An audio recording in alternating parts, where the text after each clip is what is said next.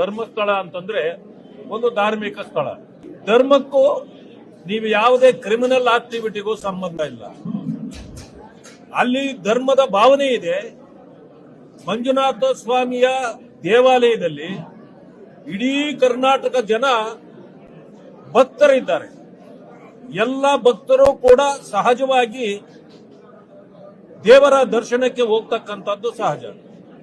ನಾವು ಕೂಡ ಆಗಾಗ್ಗೆ ಹೋಗ್ತಾ ಇದ್ದೇವೆ. ನಾನು ಹೋದ ವಾರ ಕೂಡ ಹೋಗಿ ಬಂದಿದ್ದೇನೆ, ನಾಳಿದ್ದು ಕೂಡ ಹೋಗ್ತಾ ಇದ್ದೇನೆ.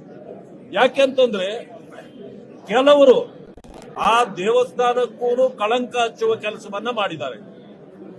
ಇವತ್ತು ಈ ಸರ್ಕಾರ, ಕಾಂಗ್ರೆಸ್ ಸರ್ಕಾರ, ಯಾರೋ ಕಮ್ಯುನಿಸ್ಟರ ಮಾತುಗಳನ್ನ ಕೇಳಿಕೊಂಡು SIT ಅನ್ನ ರಚನೆ ಮಾಡಿ ಯಾರೋ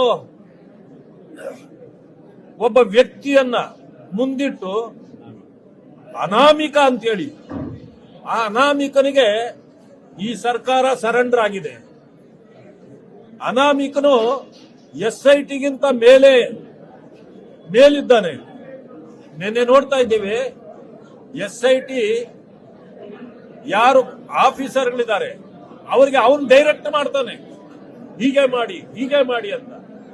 ಅಂದ್ರೆ ಒಬ್ಬ ಕ್ರಿಮಿನಲ್ ನಾನು ಇದರಲ್ಲಿ ಭಾಗಿಯಾಗಿದ್ದೀನಿ ಅಂದಮೇಲೆ ಅವನನ್ನ ನೀವು ಅರೆಸ್ಟ್ ಮಾಡಬೇಕು. ಅರೆಸ್ಟ್ ಮಾಡಿ ಅವನನ್ನ ಕೋರ್ಟ್ಗೆ ಪ್ರೊಡ್ಯೂಸ್ ಮಾಡಿ ಅವನೇನಾದ್ರೂ ಹೇಳಿದ್ರೆ ಅದನ್ನ ದಾಖಲೆಗಳು ತಗೊಂಡು ನೀವು ಇನ್ವೆಸ್ಟಿಗೇಟ್ ಮಾಡಬೇಕು. ಅದನ್ನು ಬಿಟ್ಟು ಅವನನ್ನೇ ಇನ್ವೆಸ್ಟಿಗೇಷನ್ ಆಫೀಸರ್ ಮಾಡಿದ್ದೀರಿ. SITಗೆ ಅವನನ್ನೇ ಮುಖ್ಯಸ್ಥರು ಮಾಡಿದಂಗೆ ಮಾಡಿ ಇವತ್ತು ಧರ್ಮಸ್ಥಳದ ಹೆಸರನ್ನ ಕೆಡಿಸುವ ಕೆಲಸವನ್ನ ಮಾಡ್ತಾ ಇದ್ದೀರಿ. ಅದಕ್ಕೆ ನಾವು ಭಕ್ತರ ಪರವಾಗಿ ಇದ್ದೇವೆ. ಭಕ್ತರ ಪರವಾಗಿರೋದ್ರಿಂದ ಭಕ್ತರ ಆಶಯದಂತೆ ನಾವು ಕೂಡ ದೇವಾಲಯಕ್ಕೆ ಹೋಗಿ ದರ್ಶನ ಮಾಡಿ ಬರುವ ಕೆಲಸವನ್ನ ಮಾಡ್ತೇವೆ.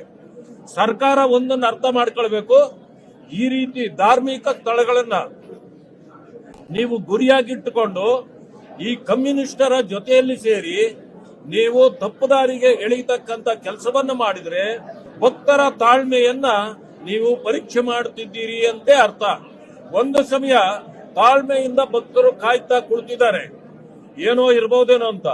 ಒಂದು ಸಮಯ ಏನೂ ಇಲ್ಲ ಅಂತಂದ್ರೆ ಎಲ್ಲಾ ಜನರು ಕೂಡ ಬಡಿಗೆ ತಗೊಂಡು ಬರ್ತಾರೆ, ಸರ್ಕಾರಕ್ಕೆ ಬಡಿತಾರೆ ಅನ್ನೋದನ್ನ ನೀವು ದಯವಿಟ್ಟು ಅರ್ಥ ಮಾಡ್ಕೊಳ್ಬೇಕು ಅಂತೇಳಿ ಮುಖ್ಯಮಂತ್ರಿಗಳಿಗೆ ನಾನು ಎಚ್ಚರಿಕೆ ಕೊಡ್ಲಿಕ್ಕೆ ಬಯಸ್ತೇನೆ.